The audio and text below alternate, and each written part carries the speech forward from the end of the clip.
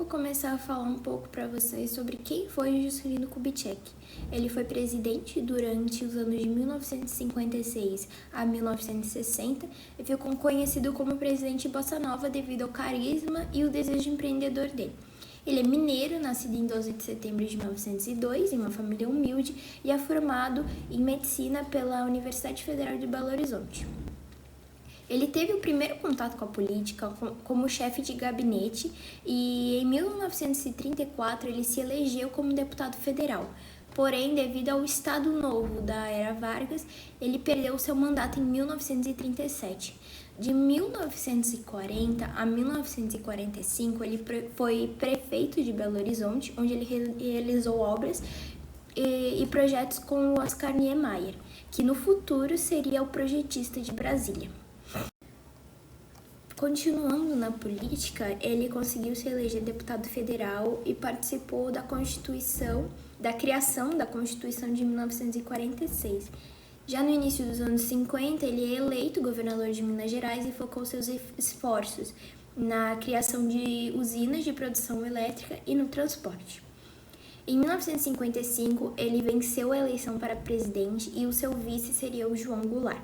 Sua coligação era de dois partidos getulistas, o que causou uma tentativa de golpe pela oposição antes que ele pudesse assumir em janeiro de 1956. Já no poder, Juscelino Kubitschek estabeleceu o lema de sua política econômica prometendo 50 anos de progresso em 5 de governo. Nesse período, o Brasil estava em um momento otimista, com um crescimento alto do PIB e a taxa per capita aumentando muito em relação às nações da América Latina.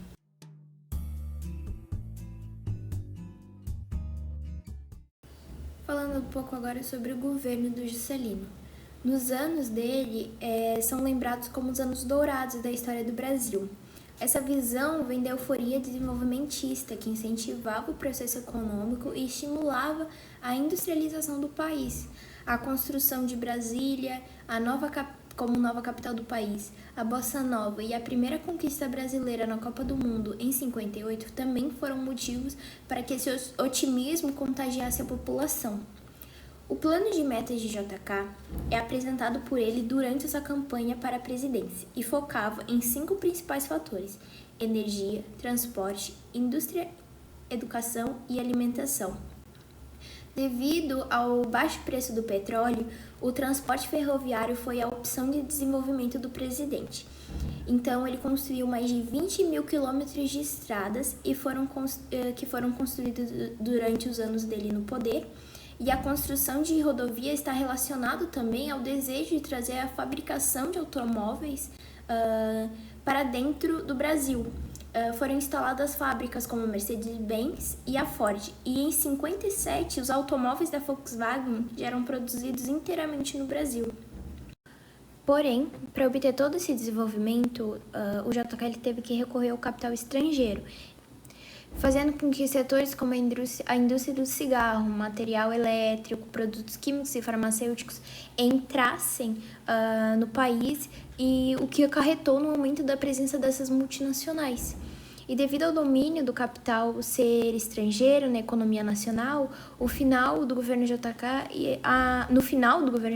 a inflação já chegava a números altos e que seriam apenas controlados anos depois com a implementação do Plano Real em 1994. Porém, antes mesmo de JK, Getúlio Vargas também já lidava com o problema da inflação.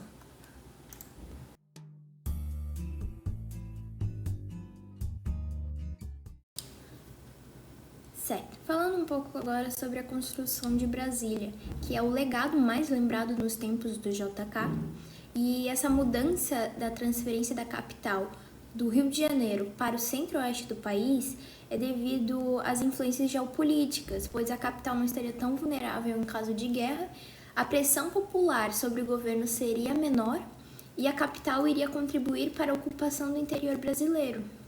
O projeto escolhido para a construção foi feito por Lúcio Costa e os projetos dos edifícios ficaram por conta do Oscar Niemeyer.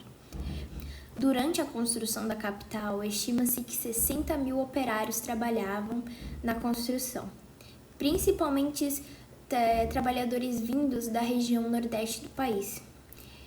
Esses operários eram chamados de candangos e foram os primeiros moradores de Brasília, que antes mesmo da sua inauguração já contava com uma população de 12 mil habitantes.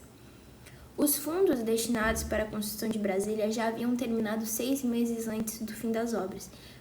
E para que fosse concluído, a JK tomou decisões econômicas que acarretaram um aumento da inflação e do custo de vida. Estima-se que Brasília tenha custado mais de 45 bilhões de dólares para o governo brasileiro.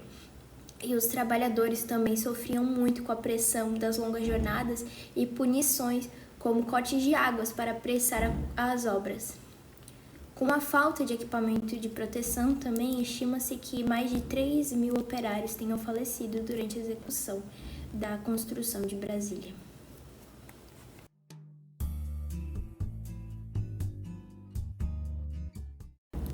Finalizando, vamos falar um pouco sobre o fim do mandato do Juscelino e alguns eventos que aconteceram depois até a sua morte.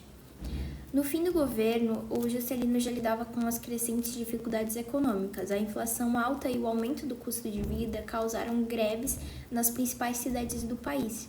O seu sucessor na presidência foi o Jânio Quadros e, novamente, João Goulart voltaria como vice. Seguindo a carreira política, JK se elegeu a senador pelo estado de Goiás, porém, com o golpe militar de 64, o mandato de Juscelino Kubitschek foi cassado, pois ele havia sido considerado uma ameaça para o país. Durante os anos da ditadura, Juscelino também decidiu criar a Frente Ampla, que reuniu políticos de renome contra o governo militar. Então, em agosto de 1976, terminava de forma trágica a história de JK, quando durante uma viagem entre São Paulo e Rio de Janeiro, ele sofreu um acidente automobilístico.